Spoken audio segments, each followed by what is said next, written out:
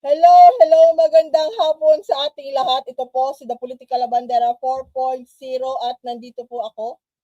Ah, magbubulabog po tayo ngayong hapon. Sorry po at medyo nahuli. Na late po tayo.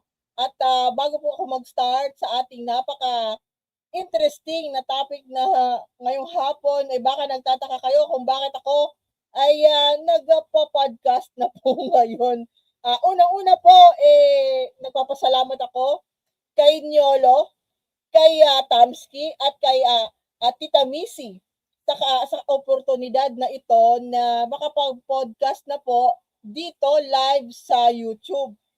Hindi po, ano po tayo um, matagal po na tayo nagpaplano. Pero hindi talaga po magawa-gawa kasi madami po talaga tayong iniisip at ako naman po hindi po tawag dito, hindi po ako hasa sa pagla-livestream dito sa pagpo-podcast dito sa YouTube kasi po makikita lang po ninyo ako doon sa Facebook or sa TikTok na gumagawa lang po ng mga susulatin, yung binabasa nyo na mahahabang mga susulatin. So ngayon po gumagawa po kami ng paraan. Isa po itong pagtulong na rin para magbigay sa ating mga kababayan ng mga ensakto po na mga impormasyon at iniiwasan po natin ngayon panahon na ang mga fake news na alam po natin grabe po ang ang tawag ito ang kalakaran ng mga tao na gumawa ng mga fake news. So nagpapasalamat ako kay Nyolo dahil ito nga, nandito na po tayo ngayon. Samahan po ninyo ako sa isang oras siguro na chikahan tungkol sa mga update sa mga uh, political issues ng ating bansa ngayon. So kung hindi po kayo mahilig sa politika, hindi po ito yung channel para sa inyo. Kasi nga po, ayan, klaro-klaro na po kung ano to, political po tayo dito. So, kung gusto niyo showbiz, medyo mag-iisip pa po kami kung paano natin isasali yung showbiz sa usapin ng politika. Pero sa ngayon, meron po akong nakalinya ng mga topics na ibabahagi ko sa inyo para malinawan kayo. Again, ito po si The Political Labandera 4.0. Ako po ay nagbo-broadcast galing dito po sa Ormoc City, Leyte. Yes, Bisaya po ako.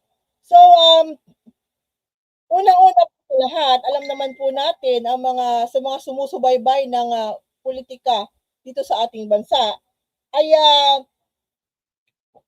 meron pong lumabas na balita tungkol po kay Ramil Madriaga. At nakita po natin sa balita na lumalabas po na report po ito sa media na yung kanya pong asawa ay tila po nilapitan ng kampo. Sabihin na natin ni Vice Presidente Sara Duterte at inoperan po. Inoperan po ang pamilya, ang asawa ni Ramil Madriaga ng 500 million pesos hanggang 1 billion pesos para lang po siya ay patahimikin. Ito po ay ito ang nagsiwalat po ng balita nito ay mismo yung abogado ni Ramil Madriaga. Kinausap daw ng mga tauhan ni Vice Presidente or mismo si Vice Presidente yung asawa ni Ramil Madriaga para hindi na tumistigo o tumahimik sa kanyang inisiwalat na affidavit last year. Di ba po ba? Na may siya po ang nagpakilala sa mga hindi pa updated. Si Ramil Madriaga po ay ang nagpakilalang bagman ni Sara Duterte na siya po ang nagsabi sa kanyang affidavit, sinumpa ang salaysay na tumanggap daw po di umano ng pera galing po sa Pogo at sa mga drug lords noong kampanya ng pagka-vice-presidente niya noong 2022. Yun po ay nakalagay sa affidavit niya na notaryo po yung notaryo po noon ay hindi legit po yung nagnotaryo noon, hindi kagaya nung notary na ni Orle Gotesa na sinabi ng abogado hindi siya yung gumawa ng ng notary. Yung nag-notarize po nung affidavit ni Ramil Madriaga legit. At siya po ngayon ay nasa loob ng piitan. At ang last natin po na nasasagap sa tungkol kay Ramil Madriaga is yung kanya pong abogado na si Attorney Palad nanghihingi na po ng kaukulang tulong sa National Bureau of Investigation dahil sa kanyang palagay o sa kanyang kutob or feeling nasa delikado po na estado yung kanyang kliyente. So, yun po ang tungkol kay Madriaga. Ganun siguro talaga po, no? Yung kung kung papatahimikin ka, ang ibang tao iniisip pera lang yung makakapatahimik sa'yo. At kung 500 million pesos to 1 billion pesos, ang di umano ino-offer para sa katahimikan mo, iisipin mo na lang kung saan nanggagaling yung pera. Saan nanggagaling yung pera na yan?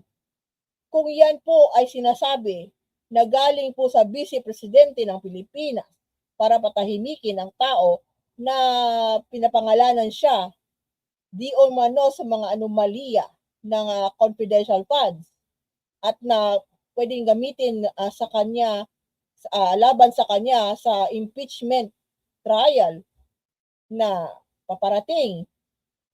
Ang SALN po ni Vice Presidente as of 2024 na pumapalo lang po sa 88 million pesos. Kung pumapalo sa 88 million pesos ang SALN mo, paano ka makaka-offer ng 500 million pesos to 1 billion pesos sa isang tao na tila kinakatakutan mo magsiwalat ng kanyang alam? Yun ang tanong. Yun na ang tanong ngayon. So, hintayin po natin ang due process na ngayon ay umaandar na po sa lower house. Alam naman po natin nung nakaraan, a few days back, na nakitaan na po ng sufficiency and substance yung remaining na 2 impeachment complaint laban kay Vice Presidente Sara Duterte. Yung sinampa nung mga pari at nung mga abogado, yung 3rd impeachment complaint. At saka po yung pinasa po ni Attorney Cabrera na inisponsoran ni Attorney inisponsoran ni Representative Benny Abante at saka ni Paulo Ortega ng La Union. Nakapasa po sila sa substance. Ngayon po, binibigyan po si Vice Presidente Sara Duterte ng 10 calendar days para sagutin yon. At kung sumagot po siya, binibigyan po ang House Committee on Justice ng yung mga prosecutor ng another 3 days. Binibigyan po siya. Ang kailangan lang po niya gawin ni Sara Duterte within the next 10 days, calendar days ngayon, sagutin po niya. Para sa ilalim na niya yung kanyang sarili sa proseso. Kasi di ba mismo na rin po sabi ng Vice Presidente na siya po ay magpapaliwanag sa tamang venue.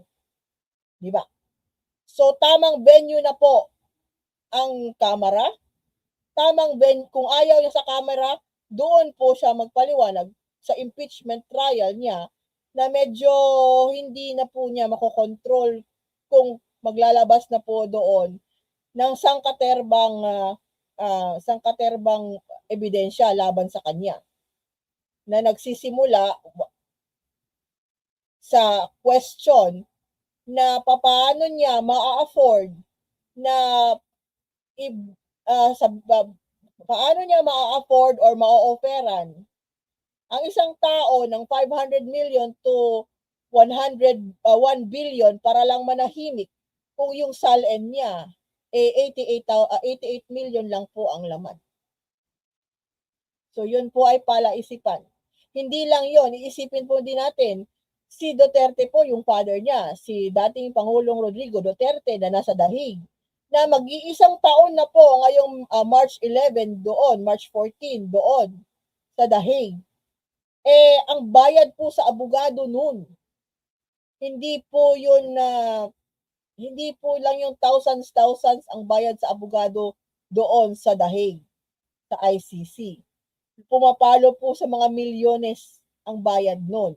At kung mag-iisang taon na po yung binabayaran nila ng retainers fee, sinasabi ng retainers or lawyers fee, si Nicholas Kaufman, imagine na lang po ninyo. Ang last po natin alam na lumabas na SALN po ni dating Pangulong Rodrigo Duterte ay pumapalo lang po sa 27 million pesos. So paano po nila yun na-afford? Mag-iisang taon na sila doon. Kung yung mga sabi-sabi na ang bayad daw kay Nicholas Kaufman ay pumapalo sa ating currency rate ng 150 million pesos kada buwan or around $2 billion. Saan nila kinukuha yung pera nila? So, sunod po is hindi po biro yan ha, hindi po yung biro na babayad ka ng billion, offer ka ng billion tapos alam ng mga tao na ito lang yung pera mo sa bangko na according sa mga sinusumiti mo sa iyong mga bank records. Ito lang. So ibig sabihin baka magdududa yung mga lalo na yung mga nasa House of Representatives, yung mga representante doon magdududa kung ganito lang yung pera mo, 88 million, which is para sa ating mga ordinaryong Pilipino malaki na. Malaki na po 'yan.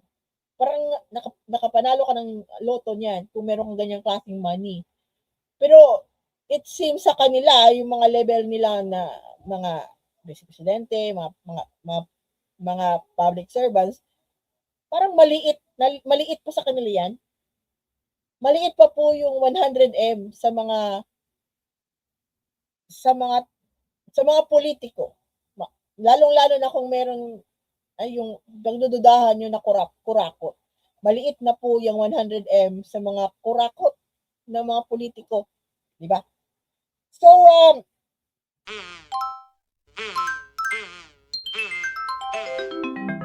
Kakulango.